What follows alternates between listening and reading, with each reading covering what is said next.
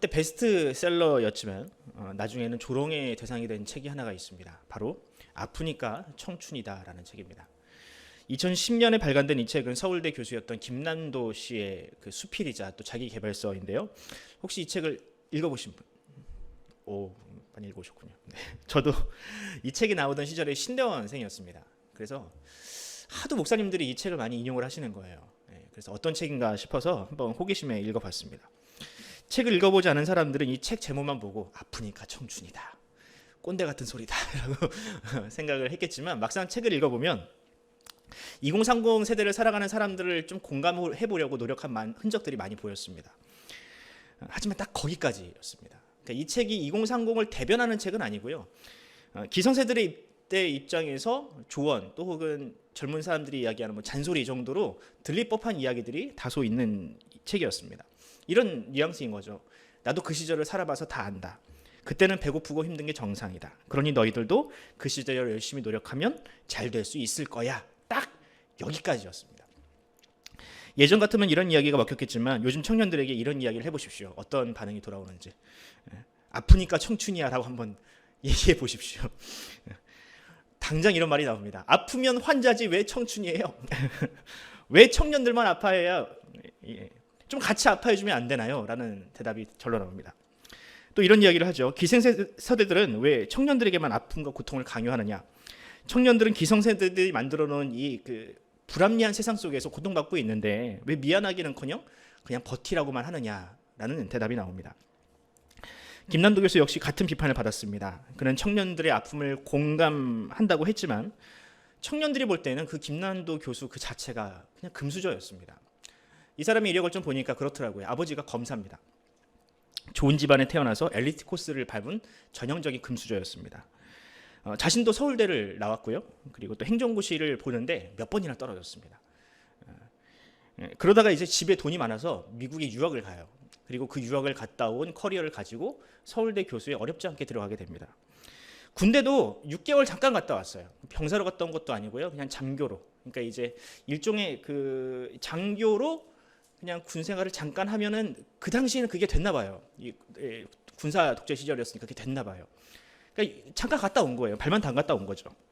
뭐 그 시절 그들만의 리그에서는 이것도 나름 고생이라고 하면 고생일 수도 있겠지만, 하지만 평범한 서민들의 삶을 알리 없는 그가, 소위 금수저의 삶을 살았던 그가 아프니까 청춘이야 라는 말을 하니 청년들이 과연 이 말을 귀담아 들을 수 있겠습니까? 결국 김난도 교수는 청년들뿐만 아니라 각계로부터 비판을 받았습니다. 하지만 이 책은 정말로 잘 팔렸습니다. 그 책이 나온 그 해에 무려 146만 부가 팔렸고요.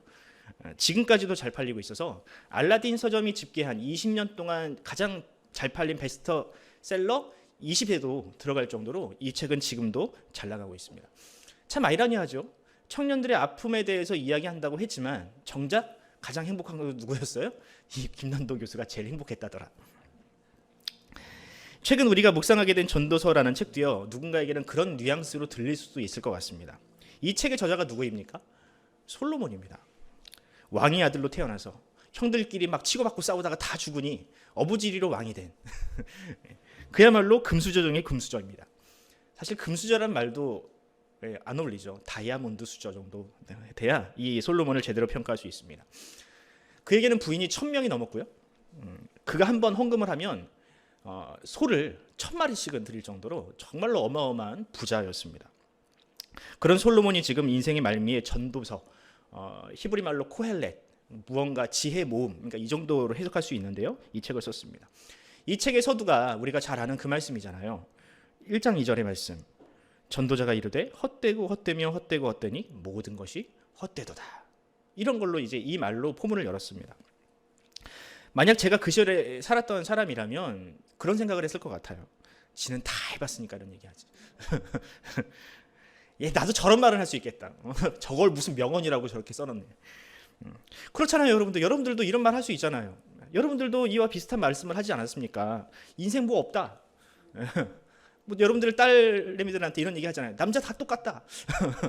그런 말씀 하시잖아요. 다 똑같은 말입니다. 무슨 차이가 있습니까? 제가 솔직히요, 인생에 대해서 평가한 말을 저한테 이제 기억에 남는 말을 이야기해 보라 그러면 저는 김국환의 타타타가 진짜 가장 명문이라고 생각을 합니다. 산다는 건 좋은 거지, 수지 맞는 장사잖소. 알몸으로 태어나서 옷 한 벌은 건졌잖소. 이게 얼마나 멋있는 말입니까? 노래를 부르고 싶은데. 그런데 여러분들, 이 코엘렛 전도서가 이 성경에 포함되고 또 하나님의 지혜의 말씀으로 우리에게 들려졌다라는 것은, 이 말이 그저 누군가의 어떤 그냥 꼰대 같은 소리, 또 혹은 뻔하디 뻔한 인생의 허무함을 노래한 그런 책은 아니라는 사실입니다. 아니기 때문입니다. 많은 사람들이 그저 전도서가 인생의 허무함만을 노래한 그런 노래라고 생각을 하는데 사실은 그렇지가 않습니다. 그럼 솔로몬이 전도서를 통해서 우리 인생들에게 주고자 했던 이 하나님의 지혜는 과연 무엇일까요? 오늘은 우리가 많이들 오해하고 있는 이 전도서 1장 2절의 헛됨에 대해서 한번 이야기를 해보고요. 또 결론적으로는 하나님께서 결코 우리 인생들에게 헛된 것을 주신 것이 아니다라는 결론까지 한번 찾아가 보도록 하겠습니다. 교회를 다니지 않아도, 성경은 몰라도 우리가 방금 묵상한 전도서 1장 2절의 말씀은 다 알고 있습니다. 굉장히 유명한 말씀이죠. 이 구절을 가지고 많은 회의론자 또 혹은 염세주의자들이 현세가 아니라 내세를 지향하는 것이 하나님의 뜻이라고 이야기를 했습니다. 또 이원론자들은요, 육체는 악하며 오직 영혼만이 선하다라는 그런 이야기까지 하기도 했습니다. 그런데 정말 그럴까? 솔로몬은 정말 이 땅에서 사는 이 유한한 인생은 아무런 의미가 없는 것이며 심지어 악한 것이라고까지 이야기를 했던 것일까요? 만약 그렇다면 하나님은 정말로, 이렇게 말하면 좀 그렇지만 나쁜 분이겠죠. 자신의 백성들로 하여금 아무런 의미도 없으며 심지어는 악한 이 세상에서 왜 우리를 살게 하십니까? 하지만 이것은 논리적으로 맞지 않습니다. 성경은 하나님은 선하시며 자신의 백성들에게 좋은 것을 주시는 분이라고 이미 기록하고 있습니다.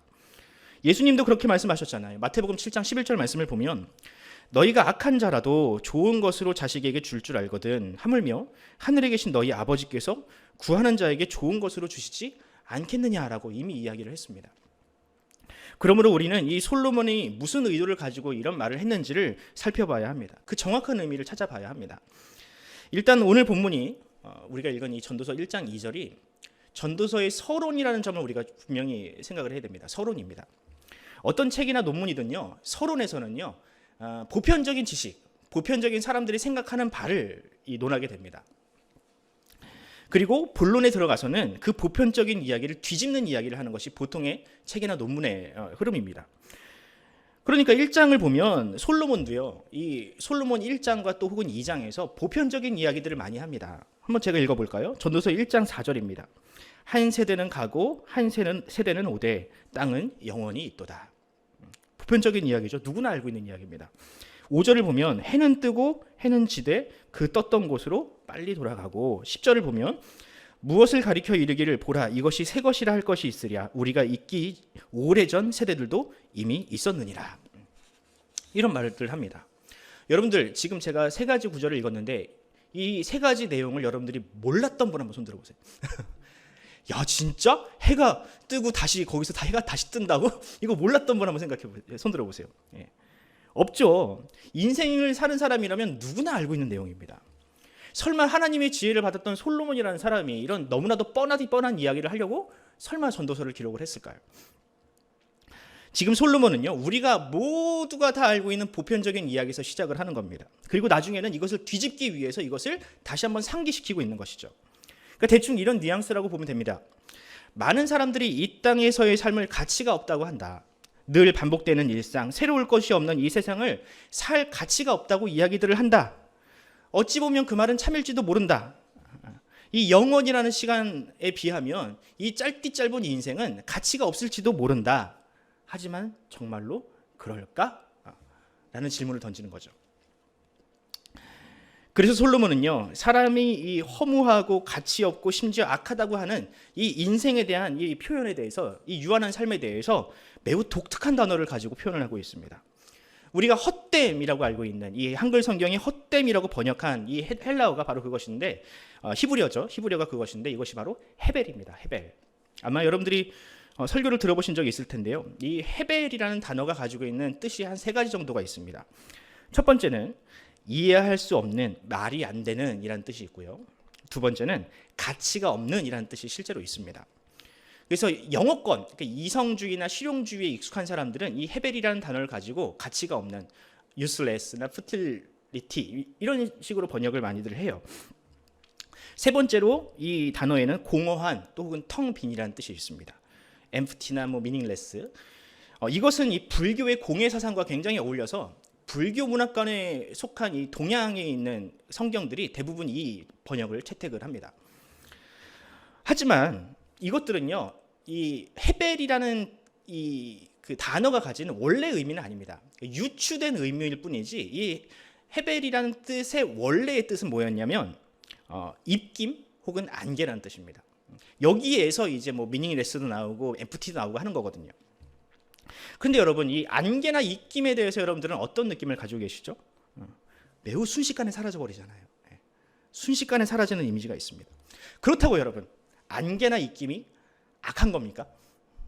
이게 쓸모가 없는 겁니까? 악한 건 아니잖아요. 그냥 순식간에 사라지는 것일 뿐이지 악한 건 아니란 말이죠. 그것은 그냥 현상에 불과합니다. 마찬가지로 어둠에 대해서 생각해 볼까요? 어둠이 악한 겁니까? 어둠은 그냥 현상일 뿐입니다. 빛이 없는 현상일 뿐인 거예요. 근데 사람들이 그 어둠을 보고 악이라는 그 개념을 대입한 것뿐이지 그 어둠 자체는 결코 악한 것도 선한 것도 아닙니다. 그냥 중립적인 거예요. 마찬가지로 이 헤벨, 입김과 안개라는 것도 그 자체가 악한 것이 아니라 그냥 중립적인 것입니다. 그냥 순식간에 사라지는 거라는 거예요. 그러니까 여기서 본문 1장 2절에서 말하는 것도요, 딱 그 정도입니다. 순식간에 사라진다라는 의미일 뿐이지 그렇다고 그것이 악하다라고까지 우리가 평가할 필요는 없다라는 거예요. 성경에도 이 헤벨과 관련된 인물이 있습니다. 가인에 의해서 무참하게 죽은 첫 번째 살인 피해자인 아벨 기억하시죠? 아벨이라는 이 이름이 헤벨에서 나왔습니다. 헤벨. 그러니까 이 아벨이라는 인물도 자신의 이름처럼 된 거죠. 성경에 있는 수많은 인물들이 자신의 이름처럼 살았잖아요. 이 아벨도 마치 안개처럼 순식간에 이 땅에서 사라져 버린 겁니다. 정말 이 땅에서 정말 단명을 하게 된 거죠. 그렇다고 여러분, 아벨이 악한 사람입니까? 아벨이라는 이름을 가지고 있다고 이 아벨이 악한 사람은 아니잖아요. 성경은 오히려 이 아벨을 의를 위해서 핍박을 받은 사람으로 소개합니다. 히브리서 11장 4절을 보면 이런 말씀이 있습니다. 믿음으로 아벨은 가인보다 더 나은 제사를 하나님께 드림으로 의로운 자라 하시는 증거를 얻었으니. 아멘.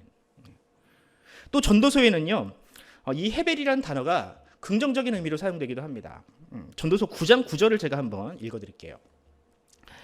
내 헛된 평생의 날 곧 하나님의 해 아래에서 내게 주신 모든 헛된 날에 내가 사랑하는 아내와 함께 즐겁게 살지어다. 그것이 내가 평생의 해 아래에서 수고하고 얻은 내 몫이니라. 여러분들 아마 이 구절을 읽고 뭔가 어색함을 여러분들이 느끼셨을 거예요. 이 번역이 맞겠습니까? 내 헛된 평생의 모든 날, 하나님이 해 아래에서 내게 주신 모든 헛된 날, 이게 맞나요? 심지어 하나님이 우리에게 헛된 날을 주셨는데 그것이 아내와 함께 행복하게 사는 날이에요. 이게 어떻게 헛된 날입니까? 이렇게밖에 번역을 할 수 없었던 이유는 뭐냐면 이미 1장 2절에서 헤벨을 헛된 것으로 번역을 해놨기 때문에 그래요. 똑같은 단어인데 앞에서 이미 헛된이라고 번역을 했으니 여기서도 헛된이라는 말로 번역을 할 수밖에 없는 겁니다. 그러니까 첫 단추를 잘못 끼니까 그 이후에 나오는 번역들이 잘못될 수밖에 없는 거예요. 그러니까 본문의 의도와는 전혀 맞지 않는 번역이 나오는 겁니다. 그러니까 우리는 이 헤벨이라는 뜻을 정확하게 해석해야 됩니다. 그래야 하나님께서 우리에게 주신 이 인생과 삶의 의미를 정확하게 이해할 수 있습니다. 그래야 우리 신앙생활도 보다 의미가 있고요, 열정적으로 할 수 있게 됩니다. 그래서 저는 우리 제목에서 제가 거론을 했지만 이 헤벨을 찰나 정도로 번역하면 좋을 것 같아요. 찰나. 사실 찰나라는 단어는요, 불교 용어입니다. 불교 용어. 아시는 분은 아시겠지만 이 불교 용어예요. 그러니까 어떤 사건이 일어나기 바로 직전의 순간을 찰나라고 부르거든요. 이걸 또 수학적으로 표현하자면 75분의 1초 정도 된다고 합니다. 그러니까 거의 의미가 없는 시간이에요. 그만큼의 짧은 순간이라는 거죠. 불교의 용어를 가지고 성경을 표현한다는 것이 좀 불경해 보이기도 하지만 제가 아는 단어 안에서는 이 찰나만큼 헤벨에 어울리는 단어가 없었습니다. 이처럼 솔로몬은 유한한 세상을 뭐 악하다거나 또 공허하고 무가치한 것으로 폄하하려 하지 않았습니다.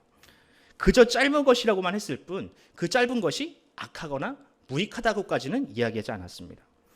만약 그것이 악한 것이라면 다른 용어를 사용했겠죠. 히브리어가 더 좋은 단어들이 많은데 굳이 이 단어를 사용한 것은 분명히 의도가 있는 것입니다. 그러므로 우리는 이 성경을 마주할 때 자의적으로 내 감정이나 내 생각을 반영해서는 안 됩니다.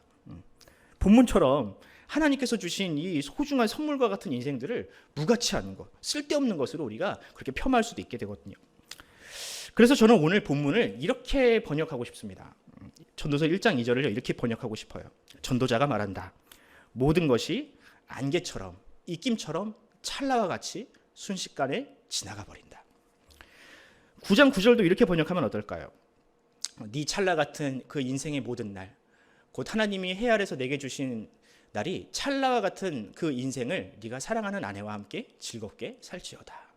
이게 훨씬 더 깔끔해 보이지 않습니까? 그럼 솔로몬은 이 전도서를 통해서 이 짧은 인생을 과연 어떻게 살라고 우리에게 이야기를 할까요? 우리가 전도서를 새벽과 수요일에 계속 묵상해 나갈 텐데 아마도 그 지혜를 우리가 배워 나가겠죠. 오늘은 맛보기로 3장 말씀 안에 있는 내용만 가지고 하나님께서 우리에게 주신 이 찰나 같은 인생을 어떻게 살아가야 할지를 한번 살펴보도록 하겠습니다. 첫 번째로 우리는 영원이 아닌 헤벨, 찰나 같은 인생을 사는 존재임을 기억해야 합니다. 전도자는 이 땅에 있는 그 누구도 영원히 살 수 없으며 모두가 유한한 인생을 산다라고 이야기를 합니다. 그래서 이 땅에서 무언가를 움켜쥐려 하고 다른 사람보다 더 많이 가지려고 노력하면 결국 그 모든 노력은 자기 자신만을 괴롭게 할 뿐 결국 그 모든 열매는 다른 누군가에게 돌아간다라고 이야기를 했습니다. 그러면서 2장 18절에 이런 말씀이 있습니다. 한번 같이 2장 18절을 한번 읽어보도록 하겠습니다. 시작. 미워하노니 이는 내 뒤를 이을 이에게 남겨주게 됨이라. 아멘. 이것은 모든 사람들이 다 아는 진리입니다. 하지만 너무나도 뻔하고 단순한 이 진리를 정말 생각하거나 또 깨닫는 사람은 많지 않습니다. 모든 사람들은 다 이 땅에 살면서 내가 영원히 살 것처럼 그렇게 살아갑니다. 권력자들은요, 내가 영원히 그 권력의 자리에서 내려오지 않을 것처럼 정치를 하고요. 젊은이들은 그 힘과 총명함과 아름다움이 나에게 영원할 것처럼 그렇게 살아갑니다. 제가 요즘 청년들이랑 대화하다 보면 우리 청년들이 그런 이야기를 많이 합니다. 제가 우리 교회에 그래도 굉장히 오래 있으니까 우리 애들을 다 알잖아요. 얘네들이 대학 때부터 결혼하기 직전까지 제 손때가 묻은 애들인데 그런 이야기를 해요. 목사님, 제가 20대 초반에는 이 젊음과 이 아름다움과 이 몸매가 영원할 거라고 생각을 했는데 이제는 예전엔 같이 관리를 안 해도 피부가 탱탱할 때가 있었는데 이제는 그렇지가 않아요. 예전에는 아무리 먹어도 살이 안 쪘는데 이제는 살이 쪄요. 이젠 정말 예전 같지 않아요 라는 이야기를 해요. 물론 여러분들이 이런 이야기를 들으면 기가 차겠지만 제가 객관적으로 솔직히 8년 동안 있으면서 객관적으로 우리 교인들과 우리 청년들을 볼 때 가장 많이 변한 게 누구냐라고 하면 청년들입니다. 우리 집사님들이랑 권사님들 다 그대로세요. 여전히 아름다우시고요. 여전히 괜찮습니다. 네. 그런데 우리 청년들은요 너무 많이 변했어요. 예전에는 철없는 대학생이었는데 어느 순간 눈 떠보니까 얘가 결혼을 한다고 취업을 했다고 그렇게 인사를 오기도 하고요. 어느 순간 몸집과 생각도 커지더니 이제는 전혀 청년 같지 않은 그냥 번듯한 어른이 돼서 제 앞에 나타납니다. 그런데 여러분, 이 청년의 시절에 하나님께서 주신 이 지혜와 열정을 가지고 그 청년 시절을 보낸 사람은요 분명히 다른 인생을 삽니다. 청년의 시절에 하나님께서 주신 힘과 지혜와 열정을 알차게 활용한 청년은 분명히 다른 인생을 살더라고요. 하지만 언제까지나 그 젊음과 총명과 그 시간이 영원할 것처럼 그렇게 낭비한 사람은요 분명히 그와는 다른 인생을 살고 있습니다. 이처럼 여러분, 하나님은 모든 인생들에게 가장 공평한 것을 주셨습니다. 시간, 기회, 때라는 공평한 것을 주셨어요. 중요한 것은 우리가 그 공평한 것을 어떻게 활용하느냐의 차이입니다. 그 헤벨 같은 시간, 순식간에 지나가 버리는 그 시간을 흥청망청 사용한다는 거나 혹은 그 시간이 영원할 것처럼 착각한다면 그것은 결단코 지혜로운 인생이라 할 수 없습니다. 반면에 그것을 소중하게 생각을 하고 그때가 나에게 이 순식간에 사라져버린다는 것을 기억을 하고 그때를 정말 알차게 사용하는 사람은 정말로 지혜로운 인생이라 할 수 있는 것이죠. 바라기는 우리 모두가 다 그 지혜를 가지고 살았으면 좋겠습니다. 순식간에 사라져 버리고 순식간에 없어져 버리는 우리가 가진 것들을 우리가 소중하게 여기고 그것들을 알차게 사용하는, 하나님께서 주신 선물로 여기고 알차게 사용하는 그런 인생이 되기를 간절히 소원합니다. 두 번째로, 우리는 끝이 있기 때문에 헤벨은 아름다운 것이다 라는 사실을 발견합니다. 끝이 있기 때문에 헤벨은 아름다운 것입니다. 전도자는 인생은 유한한 것이지만 그것이 유한하기에 비로소 가치 있다라고 이야기를 해요. 유한하지만 유한하기에 가치 있다. 많은 사람들은 그런 생각을 합니다. 나에게 영원한 시간이 주어진다면 나는 얼마나 행복할까? 영원한 시간이 주어진다면 과연 행복할까요? 과연 인생에게 영원한 시간이 주어진다면 지금처럼 사람들이 열심히 살겠습니까? 정말 치열하고 자기를 개발하고 더 나은 사람이 되기 위해서 그렇게 열심히 살아내겠습니까? 과연 사람이 무언가를 하는 일에 그것의 의미를 발견할 수 있겠습니까? 아니요. 영원이라는 시간이 우리에게 주어진다면 사람은 그 어떠한 노력도, 그 어떠한 시도, 자기를 더 나은 사람이 되게 하려는 어떠한 시도도 하지 않을 것입니다. 왜?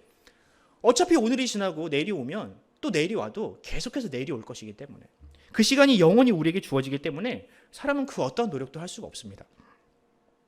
그러므로 사람에게 끝이 없는 영원이라는 것은 결코 축복이 될 수 없습니다. 그래서 전도자는 이렇게 얘기합니다. 전도서 3장 1절 2절입니다. 범사의 기한이 있고 천하만사가 다 때가 있나니 날 때가 있고 죽을 때가 있으며 심을 때가 있고 심은 것을 뽑을 때가 있으며. 아멘. 이처럼 끝이 있음을 알고 오늘을 소중하게 생각하는 사람, 그 사람이야말로 바로 진정한 지혜자입니다. 하지만 앞서 말씀드렸듯이 많은 사람들이 이 사실을 망각하죠. 오늘이 언제까지나 이어질 것이며 사랑하는 사람들이 여전히 내 곁에 있을 것이라는 생각을 해요. 나의 건강, 나의 생명도 계속해서 내 것이 될 것이라고 생각을 합니다. 그러다가 막상 끝을 탁 마주하면 불의의 사고로 가족을 잃다든지 혹은 건강을 잃어버리는 순간이 오면 정말로 절절한 가슴을 치는 후회를 할 수밖에 없게 됩니다. 살아있을 때 좀 더 잘해줄 걸. 건강할 때 더 좋은 것을 먹이고 더 좋은 것을 입히고 더 좋은 것을 다닐 걸.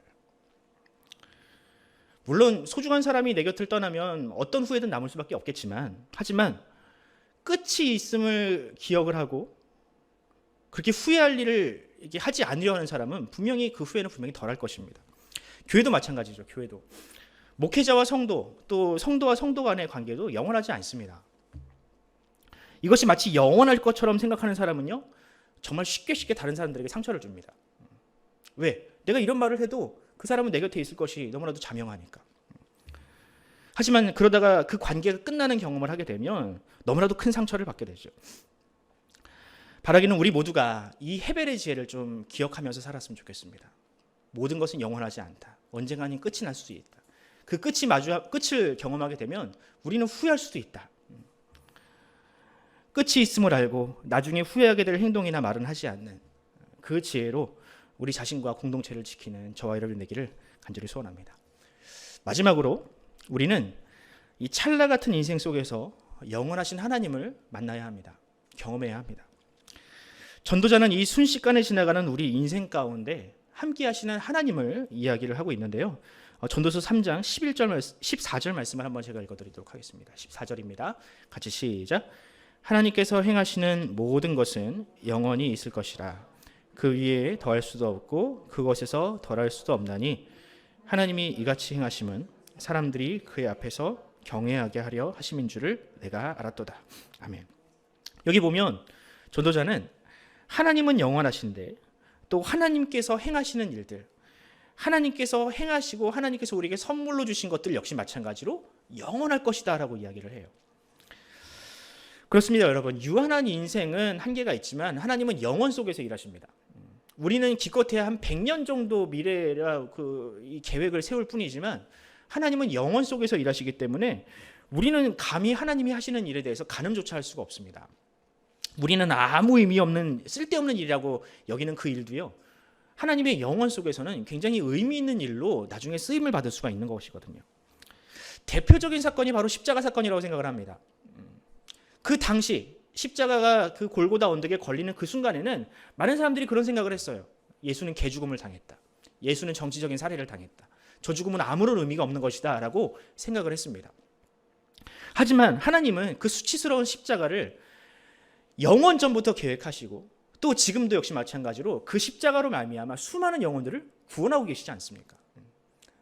우리는 그 순간 그 당시에는 그것이 의미 없다고 생각을 하지만 하나님은 그 의미 없는 일을 영원 전부터 계획하시고 그 미래에도 그 쓸데없는 일을 가지고 수많은 정말 가치 있는 일들을 이루고 계신다는 사실이에요. 이처럼 우리의 유한한 시간과 제한된 시야를 가지고 하나님의 놀라운 계획을 마주하게 되면 우리는 경탄을 금할 수가 없는 것입니다. 그리고 더 나아가서 우리도 역시 마찬가지로 그 영혼 속에서 살고 싶어하는, 영혼을 사모하는 마음을 우리도 역시 마찬가지로 가지게 됩니다. 영혼이라는 것이 얼마나 놀라운 것이며 황홀한 것인지를 우리가 깨닫게 됩니다. 그리고 그 영혼을 우리에게 선물로 주실 그 하나님을 기대하게 되는 것이죠. 그래서 우리 하나님은요, 우리에게 그 영생을 우리에게 선물로 주시기 위하여 우리가 살고 있는 이 시간 속으로 들어오셨습니다. 이 헤벨이라는 시간 속으로 영원이라는 시간이 들어온 거예요. 그 증거가 무엇입니까? 바로 하나님이신, 영원하신 하나님께서 우리의 시간 속으로 인간의 몸을 입고 이 시간 속으로 들어온 것이 바로 그 증거라고 할 수 있습니다. 과거에 예수님도 이 땅에 영원에서 시간 속으로 들어오셨다면 우리 성령님도 마찬가지죠. 성령님 역시 마찬가지로 하나님이신 이 영원하신 성령님이 이 헤벨이라는 시간, 우리와 함께 계시기 위하여 우리와 함께하고 계십니다. 우리를 만나고 계십니다. 이처럼 우리는요, 이 현재라는 시간을 통해서 영원하신 하나님을 지금도 계속해서 만나고 있습니다. 그런 의미에서 우리는 우리가 살고 있는 지금, 바로 지금, 현재 이 시간을 우리가 소중하게 여길 필요가 있습니다. 아무런 의미가 없어 보이는 오늘, 이 오늘은요, 바로 영원과 맞닿아 있는 시간입니다. 하나님께서 우리에게 주신 바로 가장 소중한 선물입니다. 그러니 여러분, 우리가 지나치게 과거와 미래에 얽매일 필요가 없습니다. 과거에 내가 이랬어, 과거에 내가 이랬지 하면서 과거에 연연하거나 후회할 필요가 없다는 거예요. 왜? 그것은 이미 지나간 시간입니다. 현재 나와 함께 하시는, 하나님이 함께 하시는 지금 이 순간에 비하면 과거는 아무것도 아닙니다. 미래는 어떨까요, 여러분? 이단들이나 신천지가 말하듯이 우리가 미래를 알지 못하면 그 미래가 우리에게 무언가 해를 끼칩니까? 그럴 필요가 없습니다, 여러분. 염려하지 마십시오. 왜? 우리가 지금 현재 하나님이 우리와 함께 하시듯이 그 미래 역시 하나님이 우리와 함께 하실 것이 너무나도 자명하기 때문입니다. 그러므로 우리가 집중해야 되는 시간, 우리가 가장 소중하게 여겨야 되는 것은 바로 지금입니다. 지나치게 과거를 후회하거나 미래를 두려워하는 태도 역시 마찬가지로 불신이라 할 수 있습니다. 우리가 얼마 전에 묵상한 다니엘서도 똑같은 결론을 이야기합니다. 우리가 새벽에 여러분들이 묵상을 하셨다면 다 아시겠지만 미래의 일을 두려워하는 다니엘에게 천사는 다음과 같이 이야기를 하거든요. 다니엘서 12장 13절, 이것이 다니엘서의 결론입니다. 너는 가서 마지막을 기다리라. 이는 내가 평안히 쉬다가 끝날에는 내 몫을 누릴 것임이라. 기다리래요. 오늘을 살래요. 그 미래에 대해서 너무 두려워하지 말래요. 그냥 하나님께서 주시는 오늘의 몫을 그저 누리기만 하면 된대요. 전도서에도 비슷한 말씀이 있습니다. 전도서 3장 13절 말씀을 보면 사람마다 먹고 마시는 것과 수고함으로 낙을 누리는 그것이 바로 하나님의 선물인 줄도 또한 알았도다. 그러므로 지금 나에게 주신 지금 현재라는 선물을 여러분들 소중하게 여기십시오. 또 지금 나와 함께 있는 사랑하는 가족, 또 교회라는 공동체, 지금 우리가 하고 있는 이 예배와 신앙생활을 여러분들 정말 소중하게 여기십시오. 우리는 한번 경험했잖아요. 이 예배라는 너무나도 당연한 가치가 우리에게서 멀어질 수도 있는 그 코로나라는 이 흉측한 것 때문에 이것을 빼앗길 수도 있다는 것을 우리가 경험했잖아요. 그러므로 우리가 이 모든 것들을, 내가 지금 누리고 있는 모든 것들을 소중하게 여길 줄 알아야 합니다. 비록 이것이 인생이라는 짧은 시간 속에 주어진 헤벨과 같은 것이라 할지라도 하나님은 이것을 우리에게 영원히 허락하십니다. 하나님께서 영원하시기에, 영원하신 하나님이 우리에게 주신 것 모두가 다 영원할 것입니다. 가족이라든지 그들과의 인연, 그리고 우리가 사랑하는 사람과의 관계가 영원할 것임을 여러분들 믿으시기 바랍니다. 고린도전서 13장 13절에 사도 바울도 같은 말을 합니다. 그런즉 믿음, 소망, 사랑, 이 세 가지는 항상 있을 것인데 그 중에 제일은 사랑이라. 믿음, 소망 다 같이 있는 것들입니다. 하지만 이것들은 미래에 속해 있는 것이거든요. 그리고 미래에 그 날이 오면 그날이 하나님의 구원이 완성되는 그날이 오면 더 이상 믿음이나 소망은 더 이상 의미가 없습니다. 하지만 사랑은 영원합니다. 하나님을 향한 사랑도 영원하고요. 우리 가족들과의 사랑, 우리 이웃들과의 사랑, 이 사랑은 결코 중단되는 법이 없습니다. 그러므로 그 영원한 사랑을 지금 오늘 우리와 함께 누리는 여러분이 되기를 간절히 소원합니다. 말씀을 맺겠습니다. 월드컵이 한창입니다. 우리나라는 안타깝게도 가나한테 져가지고 16강 진출이 사실상 좌절된 것이나 마찬가지인데 사실 모르죠. 공은 둥글고 사람 일은 어떻게 될지 모르는 거니까 기대를 가질 수 있겠죠. 저는 이번 월드컵을 보면서 어떤 한 선수의 인터뷰를 보았습니다. 현재 최고의 선수로 평가받고 있는 맨시티의 에이스 케빈 데브라이너라는 선수입니다. 이 사람이 벨기에 사람이더라고요. 몰랐는데 벨기에 사람이었는데 여러분 벨기에가 피파 랭킹 몇인 줄 아십니까? 무려 2위입니다. 2위. 가장 월드컵 우승에 근접해 있는 국가가 벨기에라고 할 수 있어요. 한 기자가 이 케빈 데브라이너에게 질문을 했습니다. 벨기에가 월드컵에서 우승할 확률이 몇 %나 되겠습니까? 이 선수가 이렇게 대답했습니다. 공평하게 말하면 4년 전에 우승할 수 있는 것이 더 나은 기회였다고 생각을 합니다. 그러니까 4년 전이 훨씬 더 강했다라는 거예요. 팀은 2018년에 더 나았지만 여전히 우리는 게임과 경쟁에서 이길 수 있는 자질이 있습니다. 다만은 제가 넣은 겁니다. 이런 뉘앙스였던 것 같아요. 조금 나이가 많은 선수들이 몇 명 있을 뿐입니다. 늙었다는 거죠. 팀이 늙었다는 거죠. 지금 이 인터뷰가 자국에서는 굉장히 큰 비판을 받고 있대요. 이렇게 시합을 하기도 전에 이렇게 김 빠지는 소리를 하느냐. 하지만 이 인터뷰는 현실을 너무나게 적나라하게 드러내고 있습니다. 한때 최고의 선수로 평가받던 호날두, 메시, 수아레즈 이런 선수들이 지금 월드컵에 뛰고 있어요. 마지막 월드컵이라고 지금 투혼을 불사르고 있습니다. 그런데 제가 볼 때 이 사람들이 아무리 열심히 하는 것 같아도 전성기만은 못해요.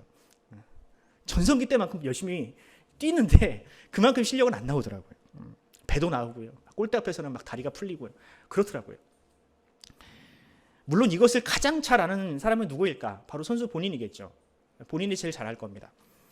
그러니까 지금 손흥민 선수도 자신의 전성기 때 어떻게든 커리어를 한번 찍어보려고, 커리어 하이를 찍어보려고 이 월드컵에 나와가지고 부상 투혼을 막 하면서 목숨을 걸고 뛰는 거 아니겠습니까? 전도서의 말씀처럼 모든 것에는 때가 있습니다. 축구 선수에게는 전성기가 있고요. 부모에게도 부모로서 역할을 해야 할 때가 있습니다. 하지만 그때는 정말 순식간에 지나가 버리게 됩니다. 우리 자녀들은 우리의 품을 떠나게 될 것이고요. 또 우리의 부모들도 마냥 우리 곁에서 응원을 해줄 것 같은 부모들도 영원히 우리 곁에 남아있을 수가 없습니다. 마찬가지로 성도에게는요. 신앙이 자라야 할 때가 있고 또 하나님께서 주신 사명을 감당해야 할 때가 있습니다. 언제까지 초신자로서 그냥 마냥 섬김만 받으려 하면 그때는 그냥 지나가 버린다는 거예요. 하나님은 분명히 성도에게 하나님의 말씀대로 또 혹은 하나님께서 주신 사명을 감당해야 될 그때를 분명히 주십니다. 그렇다면 지금 여러분들을 향한 하나님의 때는 과연 어떤 것입니까? 지금 여러분들을 향한 하나님의 부르심은 과연 무엇입니까? 여러분들에게 주어진 이 현재라는 시간을 과연 무엇을 위해서 사용하고 계십니까? 그 시간이 해벨과 같이 빨리 지나가기 전에 영원하신 하나님을 만나는 기회로 삼으시기 바랍니다. 비록 그 시간이 아깝게 느껴질 수도 있고요. 낭비처럼 느껴질 수도 있습니다. 내가 이 시간을 여기서 없으면 내가 돈을 좀 더 벌 텐데, 내가 누군가랑 밥이라도 좀 더 먹을 텐데, 내가 부모님을 만날 텐데, 그럴 수도 있어요. 하지만 그렇게 아깝게 느껴지고 낭비처럼 느낄 수 있겠지만 여러분들 기억하시기 바랍니다. 하나님은 우리의 이 해벨 같은 이 시간을 하나님께 투자할 때 하나님은 영원이라는 시간으로 우리에게 보상해 주실 것입니다. 영원하신 하나님은 해벨 속에 들어오셔서 그 해벨 속에서 하나님을 만나려고 하는 그 사람들에게 영원이라는 시간으로 갚아 주실 것입니다. 그러므로 여러분들의 해벨을 영원에 투자하십시오. 영원하신 하나님을 만나는 일에 우선순위를 두십시오. 이 사실을 믿고 행하는 여러분들에게 반드시 하나님은 영생을 선물로 주실 줄 믿습니다. 저 여러분 모두가 해배를 통해 영원을 경험하기를 간절히 축원합니다. 기도하겠습니다.